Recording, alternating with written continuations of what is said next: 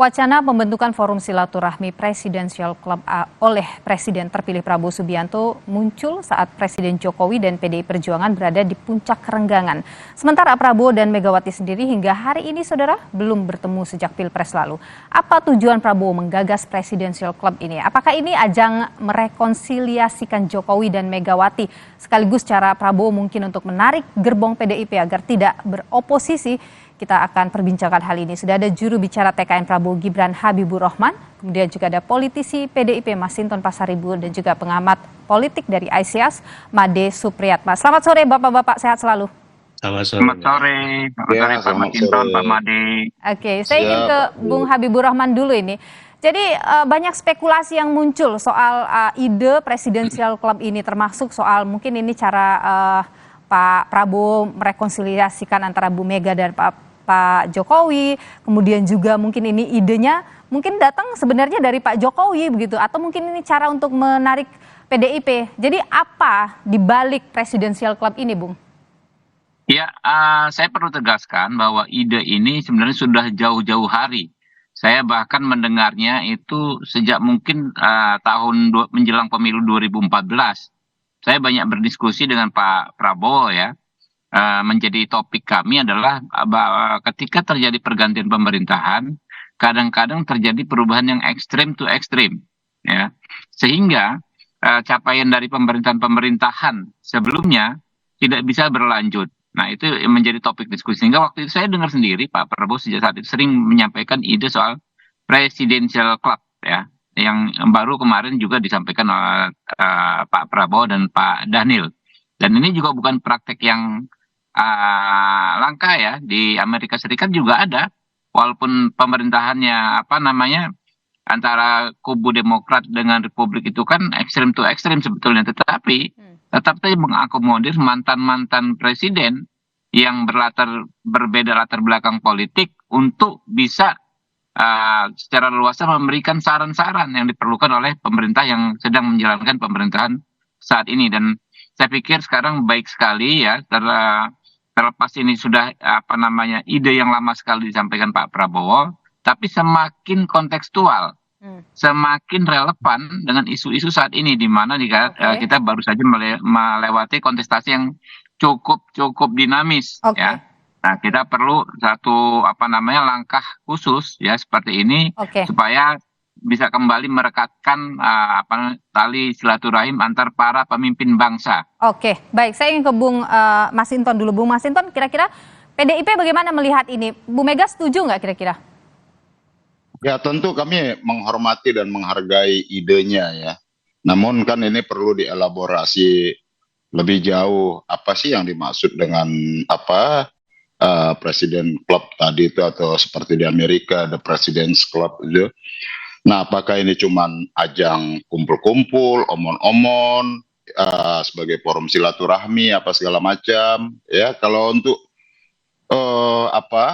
tentang idenya ya perlu dielaborasi lah, bagaimana sih konsep itu kan gitu ya.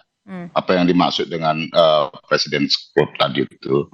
Nah, tentu kalau untuk memberikan, kalau dimintakan ya oleh Pak Prabowo kepada Bu Megawati gitu ya, pandangan tentang visi kebangsaan dan lain hal, tentang demokrasi, tentang konstitusi dan lain-lain, tentu itu akan pasti diberikan pemikiran-pemikiran, sumbangsi, ide apa segala macam, itu pastilah. Nah, namun yang perlu kita sampaikan adalah pertama, kalau tadi menyangkut tentang kesinambungan pembangunan, sesungguhnya kan kita sudah punya yang disebut RPJMN untuk melanjutkan kesinambungan dari pemerintahan ke masa pemerintahan sebelumnya dan selanjutnya seperti itu. Nah, kemudian tentu dalam menempatkan konteks komunikasi ya, komunikasi ini kan ya harus dilandasi satu ketulusan, kejujuran begitu ya. Nah, kemudian bukan hanya sekedar gimmick-gimmick yang penuh kepalsuan apa segala macam. Nah, intinya perlu dielaborasi panjang lah ya. Artinya ketika membayangkan Presiden Club ini seperti The President's Club di Amerika ya, atau kalau konteks komunikasi ya, antara Bu Mega dan Pak Prabowo menurut saya nggak ada hambatan lah. Oke, baik. Saya tahan di sana dulu, Bung Masinton. Saya ingin ke Pak Made. Pak Made, kalau tadi disebutkan bahwa ini adalah untuk minta saran, kesinambungan pembangunan. Kalau Anda sendiri melihat ada apa ini di balik ini? Apakah ini mungkin adalah cara untuk rekonsiliasi, ataukah mungkin Pak Prabowo ingin membuat tidak ada yang dominan nantinya, atau bagaimana? Secara konseptual saya kira saya sepakat dengan Bang Masinton, itu belum jelas sebenarnya ini. Tetapi secara politik itu mungkin akan sulit sekali diwujudkan. Banyak orang di Indonesia mengatakan bahwa ini seperti meniru di Amerika. Di Amerika itu tidak ada. Saya belajar serius politik Amerika. Tidak pernah ada yang namanya presidential club itu. Orang seperti George Bush tidak akan pernah bisa bicara dengan Barack Obama, apalagi kemudian memberikan saran. Enggak, sama sekali enggak. Itu presidential clubs untuk kartu kredit ada. Tapi kalau presidential club untuk memberikan sekretariat, dua partai di Amerika itu Demokrat dan Republikan itu sangat berbeda. Visinya berbeda, satu konservatif, satu liberal, kebijakannya sangat berbeda, dan salah satu siapa yang menang dia yang akan mengerjakan kebijakannya. Yang paling utama saya kira yang paling penting yang kita mungkin bisa belajar dari politik Amerika adalah check and balances. Ya, ada orang yang di luar yang punya visi berbeda gitu ya. Nah, ini yang saya nggak tahu apakah Pak Prabowo bisa mengidealkan orang yang punya visi berbeda. Saya mengharapkan sebagai seorang pengamat politik, saya mengharapkan bahwa PDIP berada di luar pemerintahan lah. Berikan visi yang lain gitu ya. Bersihkan visi alternatif. Itu penting sekali, check and balances ini untuk kemajuan kita. Tidak semua kita harus sama gitu ya. Saya ketawa, benar-benar ketawa dengan tanggapan Pak Jokowi, berkumpul 2 hari sekali gitu ya.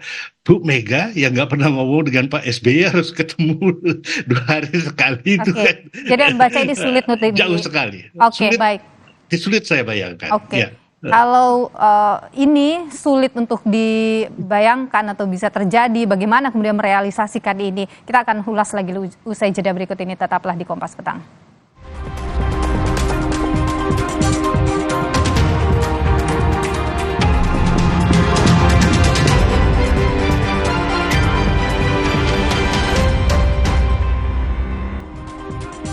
Kita lanjutkan perbincangan kita, saudara. Saya ingin ke Bung Habibur Rahman dulu. Bung Habibur Rahman, tadi disebut oleh Pak Made bahwa ini sulit untuk diwujudkan. Bu Mega, Pak Prabowo, Pak SBY 10 tahun tidak bicara. Sekarang hubungan Bu Mega dengan Pak Jokowi juga sekian renggang gitu. Bagaimana bisa optimis bahwa ini akan terwujud? Bagaimana mau mewujudkan itu? Ya, pertama saya ingin sampaikan bahwa memang dalam konteks substansi tentu tidak akan mungkin sama. Tapi hal yang mirip-mirip ya yang disebut setidaknya dalam konteks istilah ada juga di negara-negara lain.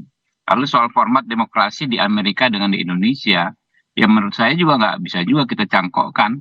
Ya, kalau di sana misalnya Demokrat dengan Republik saling serang, ya, tapi kita apakah harus seperti itu, gitu kan ya? Nggak juga gitu loh. Kita bahkan menurut saya bisa lebih cair. Ya dengan kultur kita bisa lebih cair. Termasuk dalam konteks tadi kan. Oh nggak mungkin dengan Pak SBY nggak pernah ketemu ya, apalagi sekarang dengan Pak Jokowi juga demikian. Ya yang seperti ini kan menurut kita kan harus kita cari solusi, karena bagaimanapun itu adalah tokoh-tokoh bangsa yang punya sebetulnya banyak sekali potensi ya untuk membantu kita menyelesaikan masalah-masalah. Apa yang dimiliki oleh Pak Prabowo kemudian bisa menyatukan ini? Saya sendiri adalah orang yang bisa menyaksikan Pak Prabowo punya keterampilan ya, punya skill untuk menyatukan orang-orang yang berbeda satu sama lain. Seperti kami di contoh kecilnya misalnya di Partai Gerindra ya, terdiri dari berbagai macam latar belakang orang dengan latar belakang yang berbeda. Kayak kami aktivis pro demokrasi bisa berkumpul dengan mantan-mantan prajurit Kopassus misalnya. Sama-sama dengan kesadaran yang sama akhirnya membuat satu partai yang sekarang cukup besar. Bung Habibur Rahman, maaf saya potong di sana. Pak Prabowo dengan Bu Mega juga sampai dengan saat ini kan belum bertemu gitu. Jadi bagaimana optimisme ini dijaga? Ya kita nggak seteknis itu Mbak ya. Tentu ketika bicara soal bangsa dan negara, saya yakin ya saya yakin tokoh-tokoh kita ini akan mengesampingkan ego masing-masing ya. Bahwa pertemuan Pak Prabowo dengan Bu Mega, saya pikir tinggal menunggu waktu saja. Karena nggak ada hambatan apapun dalam konteks psikologis, dalam konteks hukum juga udah selesai semua. Saya tinggal menunggu waktu dan kita punya waktu yang cukup lama sampai dengan 20 Oktober nanti pelantikan. Ya, setelah pelantikan pun masih ada waktu nanti penyusunan kabinet dan lain sebagainya. Oke, baik. Jadi waktunya cukup. Saya pikir ini saya terakhir ya, sebelum saya leave ya. Saya pikir kita optimis saja ke depan ya. Kita jangan justru kita manas-manasin tokoh-tokoh bangsa yang memang sudah lama nggak ketemu, malah kita panas-panasin untuk tidak saling bertemu. Itu nggak ada urusannya dengan demokrasi ya. Mungkin seperti itu. Terima kasih ya. Saya mau diri. Aduh, mungkin bisa bertahan dulu sebentar, Bung Habib. Nggak bisa. Sorry ya. Yuk. Baik, terima kasih Bung Habibur Rahman. Saya ke Bung Masinton. Bung Masinton, Anda sebenarnya menginginkan detail yang seperti apa yang Anda butuhkan begitu soal Presidential Club ini? Tadi Anda tanyakan soal itu. Iya, kan kalau merujuk referensinya di Amerika apa segala macam tadi sudah disampaikan Pak Made, beliau yang pernah di sana gitu ya dan ngamatin politik di Amerika, terutama antar presiden yang menjabat dan yang sebelumnya begitu. Maka kan kita perlu tahu elaborasinya seperti apa. Apakah ini hanya cuman gimmick atau hanya ya kalau ajang kumpul-kumpul, omon-omon begitu ya. Ya kan kita perlu tahu itu. Nah, yang utamanya adalah ya kalau umpama Pak Prabowo umpama begitu ya setelah sebagai presiden nantinya secara definitif beliau umpama pengen minta saran atau meminta pendapat atau ingin berdiskusi dengan Bu Mega secara personal begitu ya, pastilah diberikan sumbang saran apa segala macam. Tapi kalau kemudian harus ketemu, duduk bersama-sama, ini kan selalu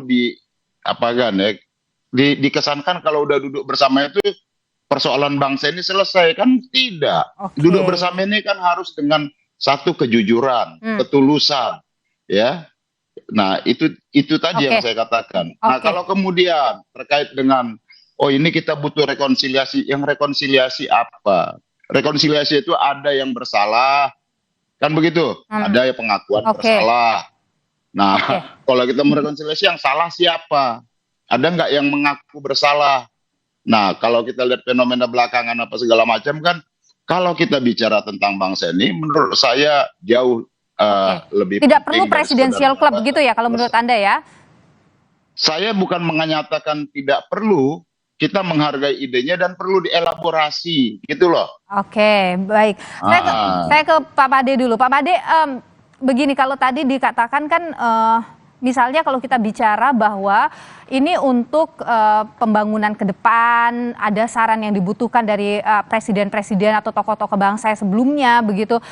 Anda sendiri melihat perlu sampai membuat Presidential Club itu? Kalau untuk degree of civility, untuk menunjukkan keadaban, ya bahwa kita oke lah di tingkat elit kita akur, saya tidak keberatan sama sekali. Tapi untuk pembangunan dan lain sebagainya, itu tanggung jawabnya Pak Prabowo. Beliau yang jadi presiden, beliau akan melaksanakan pembangunan, beliau akan melaksanakan pandangan-pandangan strategis, beliau yang akan dipakai gitu ya. Jadi sebenarnya tapi kalau minta saran misalnya kan tidak apa-apa. Minta saran kan orang yang berasal dari latar belakang berbeda, kepentingan politik berbeda, apakah dilakukan? Itu kan sebenarnya kita real aja lah, kita berhadapan dengan politik di sini dan Pak Prabowo yang akan menjadi presiden, Prabowo yang akan diminta akuntabilitasnya sebagai show of civility bolehlah. Tapi isinya mungkin tidak ada apa-apa. Atau mungkin Anda membacakah ini mungkin bentuk Prabowo ingin membuat tidak ada tokoh politik yang dominan begitu. Kemudian juga kalau tadi disebut Habibur Rahman bahwa untuk merekatkan kembali tokoh-tokoh bangsa, mantan-mantan presiden sebelumnya, bagaimana Anda lihat? Yang merekatkan politik itu kepentingan, Mbak. Jadi ya kalau menurut saya yang dominan sekarang kan yang menang, itu jelas ya, itu Oke. sudah jelas, itu Oke.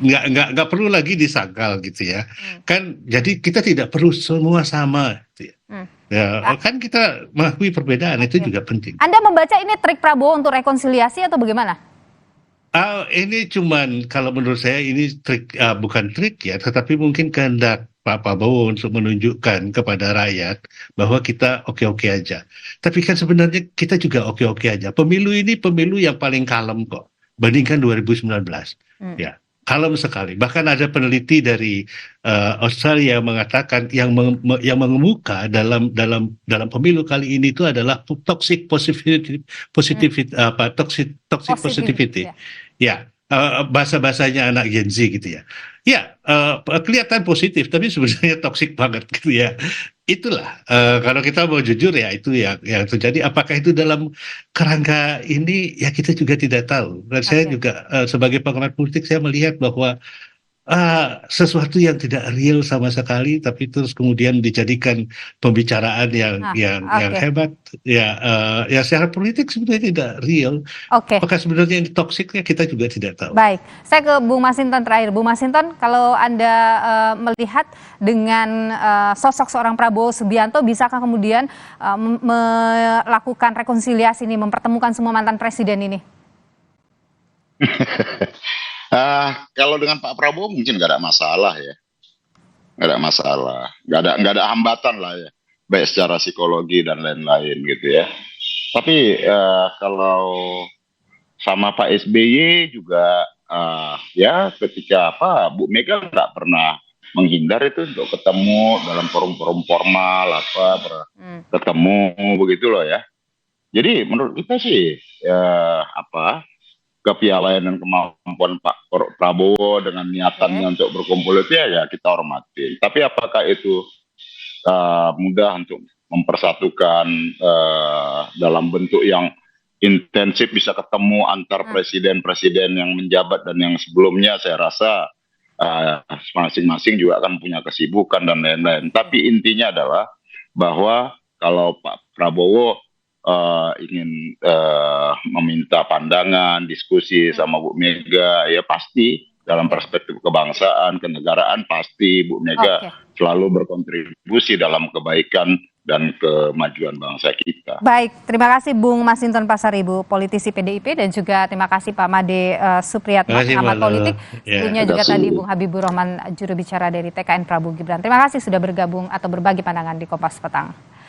Kami masih akan hadirkan sejumlah informasi penting dan juga dialog menarik di Kompas Petang, akan dipandu oleh rekan saya, Tifal Solesa. Tifal, silakan. Ya, Niluh, Menko Kemaritiman dan Investasi Luhut Binsar Panjaitan kembali bikin pernyataan menghebohkan. Luhut minta Prabowo menarik orang-orang toksik